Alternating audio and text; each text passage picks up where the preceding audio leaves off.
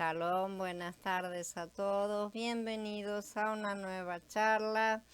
Shalom, Alfonso, Aníbal, Jairo, Lina, Gaby, Katy, bienvenidos a esta siguiente parte de Reino e Infierno. Hoy vamos a hablar acerca del plan de las eras.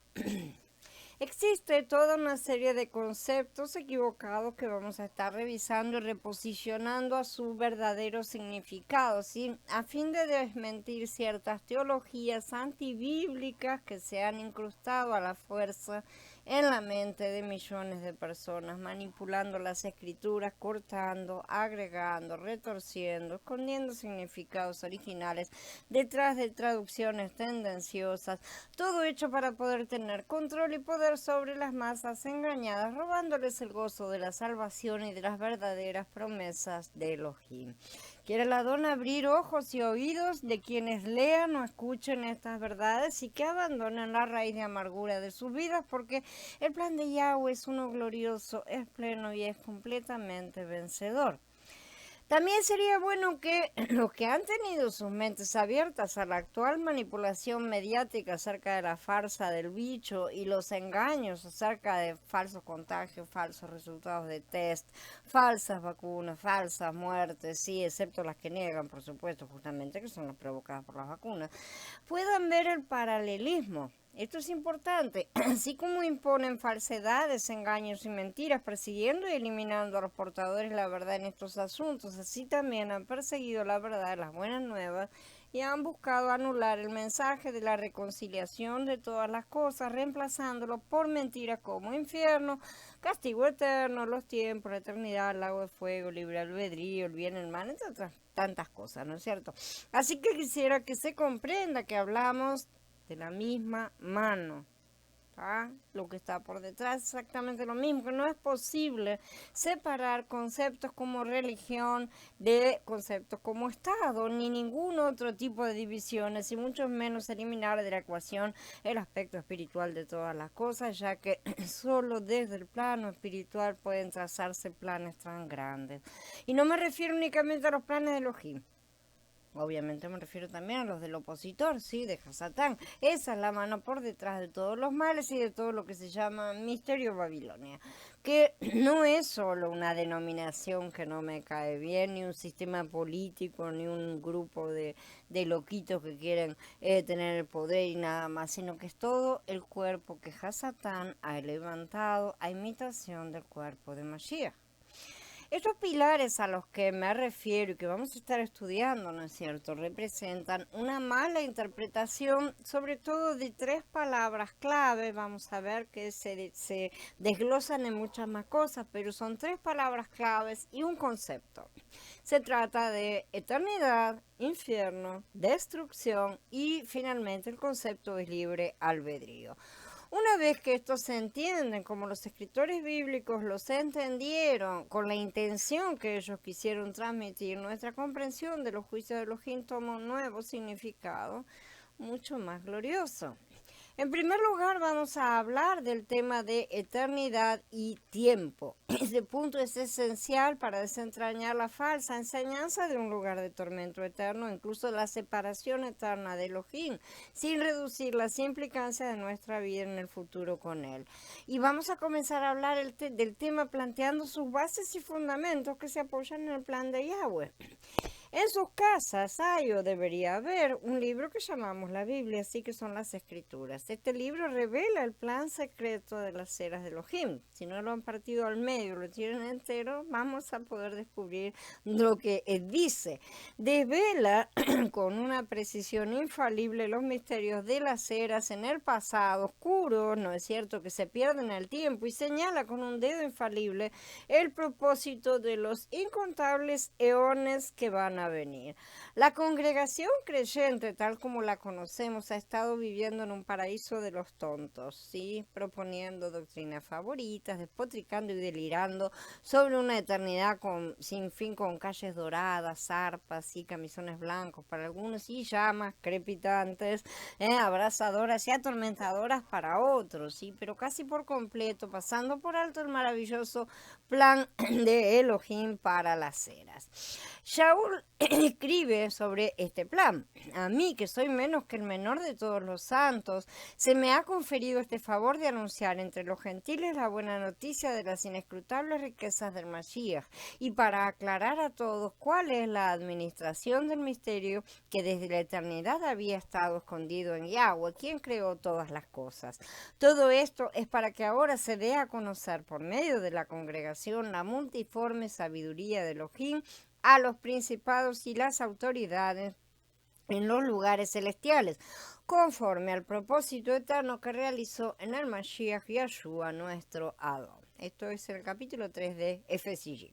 La palabra traducida como eterno, ¿sí?, en la frase propósito eterno, el propósito eterno, es la palabra griega aionion, ¿sí?, que significa eras. Aionion deriva de aion, ¿sí? Y vamos a ver otras traducciones acerca de cómo son escritos este párrafo, ¿no? Solo ese pedacito que nos interesa acerca del propósito eterno. Esto era lo que Dios había planeado desde el principio, dice la Biblia, en lenguaje sencillo, conforme al plan de las edades, la Biblia textual, acorde al propósito de los eones. Lo traduzco porque está en inglés, es la versión literal concordante, sí, que es la única que yo he encontrado, puede que haya otra, que translitera la palabra, que es una palabra que nosotros ya la tenemos incorporada en nuestro idioma, eón, ¿no es cierto? Y es una de las palabras favoritas de los gnósticos, lo cual no quita nada absolutamente, porque es una palabra, significa era, edad o un periodo determinado de tiempo. De manera que la conocemos. La concordante es la que lo translitera y pone eones. Acorde con el propósito de las edades, dice la Biblia de Bullinger, también del plan de las edades, el Diaglot, según el propósito de las edades, lo dicen prácticamente todas las interlineales. Lo van a encontrar en varias. Yo les cito varias acá, ¿no es cierto? Pero todas ellas dicen exactamente lo mismo, según el propósito de las edades. Con la sabiduría, desde la sabiduría preparada en las edades pasadas, ¿sí? Esto es la Biblia aramaica basada en una pellita, ¿sí? La de Lamsa. O la pellita en español dice la cual él había preparado desde las edades, ¿sí? Acorde al plan de las edades, la Biblia enfatizada de Rotterdam. La traducción en lenguaje actual dice esto era lo que Dios había planeado desde el principio. Acorde con las antiguas edades, lo que se propuso. Esto es la versión del Urim y el Tumim, ¿sí? Será un día maravilloso para todos nosotros cuando seamos cautivados por primera vez con la revelación de que Elohim, además, antes de que comenzara el mundo o de que formara las eras, que vamos a ver qué es lo que él creó, miró hacia adelante desde su templo de sabiduría y omnipotencia para trazar con resuelto cuidado, detalle, cariño, el curso y el propósito de cada época. Porque son los hombres los que no tienen idea de cómo planificar nada y consideran que entonces su Elohim es tan bajo como ellos lo son. Pero Yahweh, que es el creador del universo, determinó cada instante absolutamente. Él ha contado nuestros cabellos, ¿no es cierto? De manera tal que tiene todas las cosas en sus manos. Y recuerden lo que cabellos significan las escrituras. Ahora toman toda una nueva dimensión las palabras iniciales de las escrituras, ¿verdad? Si dicen, en el principio, Yahweh. ¿Al principio de qué? no al principio de Elohim ciertamente, sino al principio de su creación de todas las cosas, al principio de los tiempos, al principio de la ordenada procesión de las eras que han sido divinamente destinadas. En el principio está Elohim, omnipotente y omnisciente, que crea, sostiene y guía todas las cosas y todas las personas y todas las eras de acuerdo con el propósito de su propia voluntad. Ningún propósito ordenado por Elohim desde el principio puede extraviarse o ser obstaculizado por los esfuerzos de Hasatán o del hombre. La hora llega en que toda la creación captará el hermoso mensaje, porque Él es el origen, el medio y la meta de todas las cosas, dice Romaní en el capítulo 11. A medida que los hombres, con la ayuda de la palabra de Elohim, han contemplado el panorama del futuro, parece que no entendieron que Elohim dice muy poco en su palabra acerca de la eternidad. Él casi no habla, no es cierto, ni de lo que sucedió antes, ni nada. Y tampoco habla demasiado acerca de lo que sucederá después. No tenemos muchos planes, ¿no es cierto? En cambio, dedica muchos cientos de pasajes a su voluntad y sus obras realizadas a lo largo de las eras. ¿Sí? Elohim, que en tiempos pasados y de diversas maneras habló a los padres por medio de los profetas, en estos últimos días nos ha hablado por medio de su Hijo, a quien ha designado heredero de todas las cosas, por quien también hizo los mundos, dice Ibrín en esta traducción, Ibrín al capítulo 1. Qué tremendas declaraciones tenemos acá, ¿no es cierto? Elohim nos ha hablado a través de su Hijo, literalmente dice nos habló en el Hijo, ¿sí? Es decir, que Elohim nos habló en uno que tiene el carácter de que Él es un Hijo, revelando el reino y la relación de la filiación con Elohim. Él revela lo que es el reino, Él revela lo que es ser un hijo. Este Hijo es el heredero de todas las cosas y bendito sea Elohim, somos coherederos con Él, por quien también hizo los mundos, ¿no es cierto? Acabamos de leer. Mucha gente cree que esto se refiere al acto creativo, ¿no es cierto? En el principio creó Elohim los cielos y la tierra. En realidad no se refiere a esto para nada. La palabra aquí traducida como mundos o universo, también en otras versiones, es aionas, que significa eras o edades. Y eso fue lo que creó Yahweh. Por lo que aquí está diciendo en verdad es por quien Él hizo las eras. Esto va más allá de que Él sea el creador de la materia y el universo. Esto en realidad le da un propósito a todo. Él es el heredero que trae el programa para el futuro. Él enmarcó las eras, ordenó el fin desde el principio. No solo creó todo, lo hizo con un propósito. No solo creó un mundo así como puede haber sido un mundo, ay, lo creé y mira cómo me salió, ay, se me torció. Una cosa que podría ser también un Big Bang, ¿no es cierto? No hay una gran diferencia entre esos dos tipos de creaciones. No, Él creó un mundo y lo hizo desde el principio hasta el final. Le determinó todos los tiempos, hizo todas las eras para que su plan se desarrollara exactamente como Él planificó en cada uno de los tiempos por Él determinados. ¿Sí? Dice que lo hizo todo con un propósito y conocidas de Elohim son todas sus obras desde el principio del mundo. Esto está más en el libro de Hechos 15.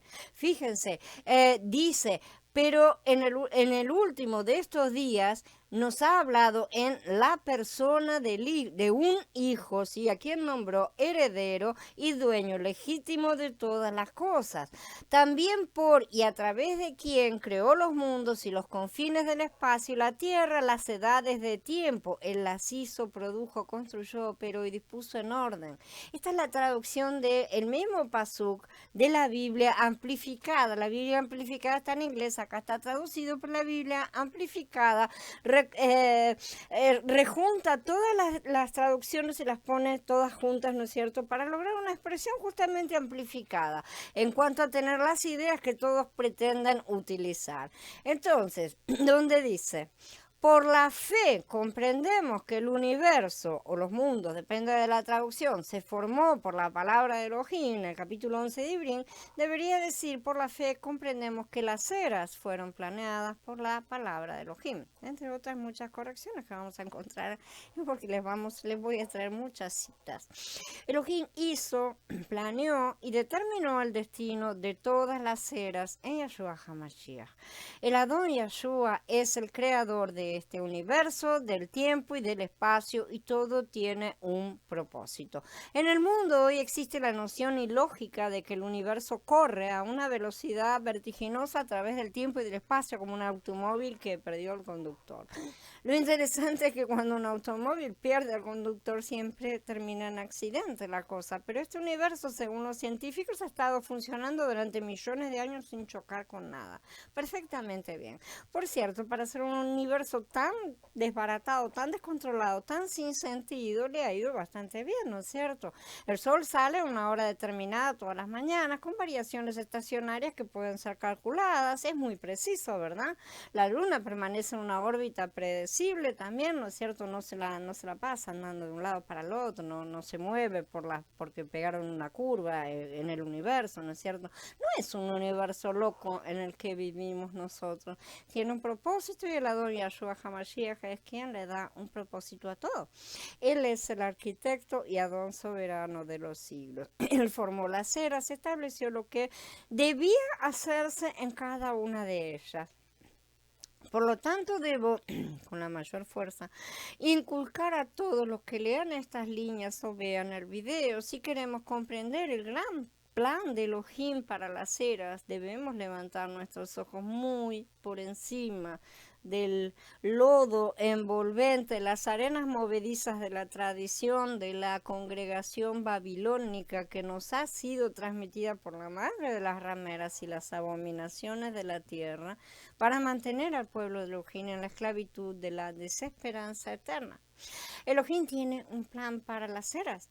Fue concebido por el omnipotente y omnisciente Mashiach de Elohim, el creador redentor del mundo. Su conclusión exitosa es tan segura e infalible como Elohim mismo es seguro e infalible. Elohim nunca revolotea de una cosa para la otra, ¿sí? No empieza un trabajo y después se cansa, lo deja y empieza otra. Este no me salió bien, voy a hacer otra tentativa. No crea él, lo que no puede controlar. No es ese proverbial científico loco que crea un monstruo que se le descontrola, ¿no es cierto? Y después no sabe qué hacer con eso, y sin embargo así lo pintan el mundo y los creyentes también. El profeta Yeshaya nos da las palabras de Elohim en las que Elohim declara: yo soy Elohim, no hay otro. Yo soy Elohim, no hay nadie como yo, que declara el fin desde el principio y desde la antigüedad, las cosas que aún no se han hecho, diciendo: mi consejo permanecerá y yo haré todo lo que me plazca. Esto está en el capítulo 46 de Yeshaya. El propósito de Elohim es tan inalterable, tan fijo, tan seguro, que él podía declarar desde el principio cuál sería el fin. Y ese fin se cumplirá exactamente de la manera en que él lo predijo. Desde hace muchos años, multitudes de predicadores y personas en las congregaciones quieren hacernos creer que Elohim ha estado en esta gran obra de las eras durante el periodo de unos 6.000 años, más o menos, ¿no es cierto? No entraremos en discusiones acerca de eso, corriendo atrás de los errores de los hombres y tratando de repararlos para que no se le caiga toda la arquitectura, ¿sí? Nos dicen también que el día está llegando en que él está ya tan cansado, tan podrido de todo, que está a punto de darle un cierre terminante a todo, llevarse a algunos santos a algún cielo lejano, en algún lugar, ¿sí? Y renunciar al resto de la creación, que es la obra de su amor, que Dios tan débil tienen y adoran algunas personas. Ellos adoran a un Elohim que cambia, uno que al principio comenzó para traer un final glorioso, pero en algún momento perdió el control de la situación, pobre, y ahora se ha levantado las manos en desesperación y ha decidido destruir todo porque esto es lo peor que le ha salido, ¿no es cierto? Y se va a conformar con un puñado de hombres para él mismo, para toda la eternidad, mientras el resto de su creación arde infinitamente porque lo frustraron. Entonces lo está de mal humor y quiere quemar a todos, ¿no es cierto? Qué gran lástima siento por esas personas y por el Dios al que sirven.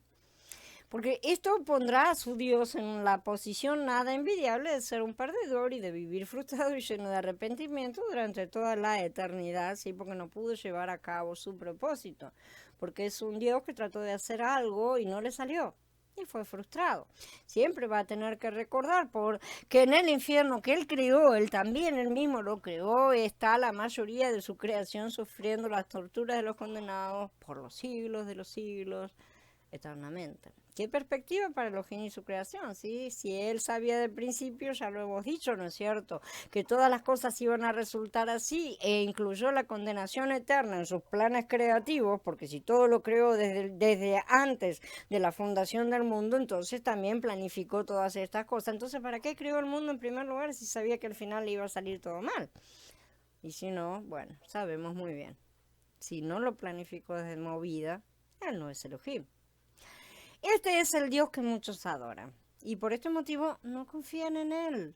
Es imposible confiar en un Dios así, ¿no es cierto? Y tienen toda la razón del mundo de no confiar en ese Dios que ellos mismos se han creado dentro de sus cabezas. ¿Cómo podríamos confiar en un Dios tan endeble que no es capaz de resolver las cosas provocadas por lo que Él mismo ha creado? Hay responsabilidades, ¿no es cierto? ¿Cómo podríamos confiar en un Dios tan débil que no puede sobreponerse al libre albedrío de sus seres creados que deciden no amarlo? ¿Sí? Y por esa mala decisión, entonces, bueno, como no me amas, te mato y te torturo eternamente. No te mato, te torturo eternamente. Es bastante lógico que la gran mayoría de los creyentes oren con un ojo puesto en Él y el otro a ver si consiguen las cosas por sí mismos, porque no están seguros de si pueden apoyarse en sus promesas, ya que ciertos hombres con mente reducida, intereses mezquinos y ansias de poder les aseguran que Él es un Dios impotente que va a asar a fuego lento a la mayoría de sus seres amados, de sus conocidos, de sus amigos, de todas las personas que todos conocemos. Gloria al único Elohim, ¿sí? A Yahshua, a Yahweh de los ejércitos, ¿sí? Que Él tiene todas las cosas en su mano, poderosa, ¿sí? ¿Quién es la mano? ¿Quién es la diestra de Yahweh? Yahshua. Y mantiene el control desde antes de que las cosas de este mundo existieran, inclusive desde antes de que fallaran. Cuando Él planificó todo de comienzo a fin y que está ejecutando su plan paso a paso, sin errores ni fallas, y lo cumplirá hasta el último detalle, el cual incluye la restauración de todas las cosas. Bien, hasta acá hemos llegado hoy. Vamos a dar por encerrada la charla y en un ratito les paso el link para que nos conectemos para hablar de todas estas cosas. Shalom a todos.